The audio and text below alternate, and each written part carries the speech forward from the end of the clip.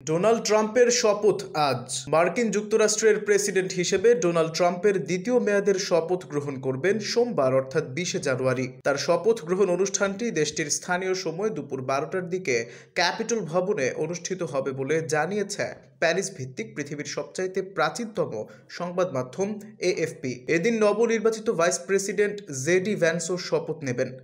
এর মাধ্যমে ট্রাম্প ভ্যান্সের নেতৃত্বাধীন নতুন মার্কিন প্রশাসনের আনুষ্ঠানিক যাত্রা শুরু হবে।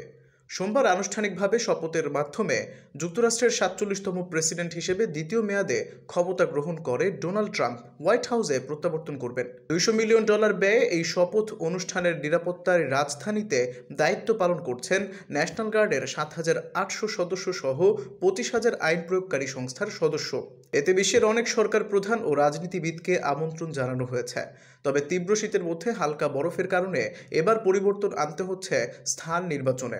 ডোনাল্ড ট্রাম্পের শপথ অনুষ্ঠিত হবে ক্যাপিটল ভবনের অভ্যন্তরে, যা হবে গত 40 বছরের মধ্যে প্রথম। এর আগে মার্কিন প্রেসিডেন্টের শপথ অনুষ্ঠিত হতো বাইরে।